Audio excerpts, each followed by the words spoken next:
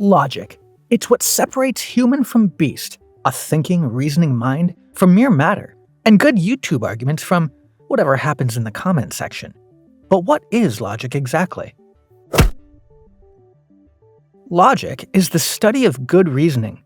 But what is reasoning?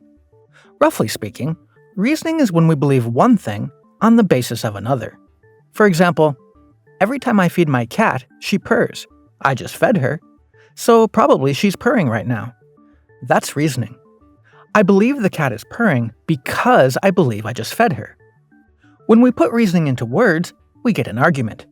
Not the internet meltdown over pineapple on pizza kind of argument, but a structured set of statements where some are given in support of another. Arguments are made up of statements, declarative sentences that can be either true or false. Not questions, not commands, not emotional exclamations. Just things that can be evaluated as true or false. For example, all penguins are birds. True. Unicorns exist. False. Sorry, but the evidence is lacking. Turn off the light. Not a statement, it's a command. Is a hot dog a sandwich? Not a statement, it's a trap. Only statements can serve as the pieces of an argument, because only statements can be true or false. And truth and falsity are what logic is all about. Logic studies how we move from one truth to another without veering into the ditch of falsehood. In an argument, some statements play the role of premises, and one statement plays the role of the conclusion. Premises are the reasons or evidence. The conclusion is the claim those reasons are supposed to support. For example, all ducks are secretly plotting world domination. My pet duck Quackers is a duck. Therefore, Quackers is secretly plotting world domination. If these premises are true, and I hope they're not, then the conclusion must be true, because the reasoning is structured correctly. That kind of structure is what logicians call a valid argument. Now compare this. All cats are adorable. My dog is adorable. Therefore, my dog is a cat. See the problem? Just because something is adorable doesn't mean it's a cat. I mean, baby owls exist. So this argument fails. But why it fails depends on what the argument is trying to do. Which brings us to... Not all arguments aim at the same goal. Some arguments are trying to guarantee the truth of their conclusion. Others are just trying to make a conclusion likely. Judging an argument by the wrong standard can make good reasoning look bad, so it's important to be clear about this. There are two main types of logical reasoning: deductive and inductive. Deductive reasoning aims at certainty. If the premises are true and the argument is valid, the conclusion must be true. No wiggle room. It's like a mathematical proof. All mammals breathe air. Whales are mammals. Therefore, whales breathe air. Inductive reasoning, on the other hand, aims at probability. For example, there are lots of raccoons in this part of the woods. Most raccoons will steal campers' food if given the opportunity, so we should pack up our food tonight. Seems reasonable, right? Could you be wrong? Sure, maybe there's only unusually law-abiding raccoons around here. But inductive reasoning isn't even trying for 100% certainty. It's just aiming for reliable guidance. And by that standard, this is a pretty good inductive argument. Science works this way too. It's constantly being refined and updated, and we rarely know much with absolute certainty. But that doesn't mean it's flawed. It's just asking a different question. Deductive reasoning asks what must be true. Inductive reasoning asks what's probably true given what we know. Both ways of thinking matter, but confusing the two can lead to bad arguments. And that brings us to... Now for the fun part.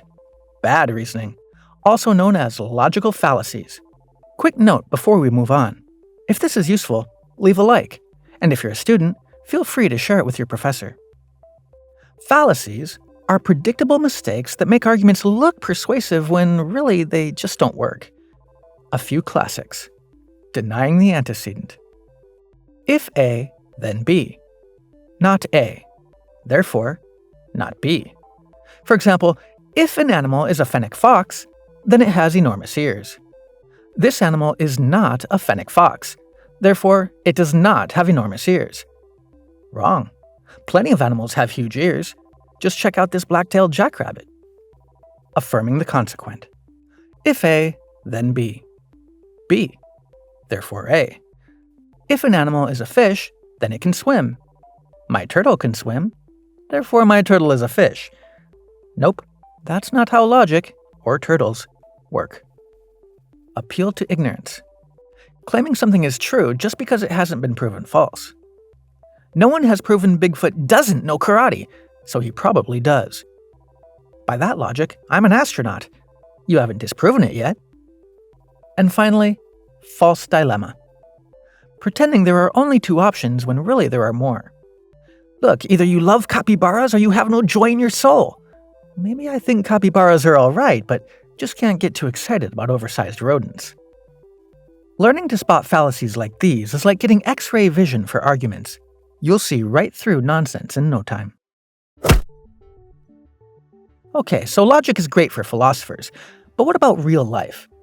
Well, logic is everywhere. It's in law, science, programming, business, and everyday conversation. Ever negotiated a better deal? You probably used logic. Ever won an argument about whether otters hold hands while they sleep? Logic. Or a Google search, but logic helps too. When you understand logic, you're less likely to be fooled by bad reasoning, more likely to make solid arguments, and unfortunately more aware of just how bad some arguments really are. Logic is the study of good reasoning. Reasoning is believing one thing on the basis of another. Statements are the only kinds of sentences that can be true or false. Arguments are structured sets of statements, some of which, the premises, are meant to support another, the conclusion. Deductive arguments aim to provide certainty. Inductive arguments aim to provide probability. Logical fallacies are mistakes in reasoning that make arguments bad. And while logic is the philosopher's toolbox, it's also a life skill. Because bad reasoning can start wars, end marriages, and land innocent people in prison. But good reasoning can help you get that raise, explain why time travel movies never make sense, and maybe even help you win that argument on Reddit. Just kidding. We know that's not going to happen.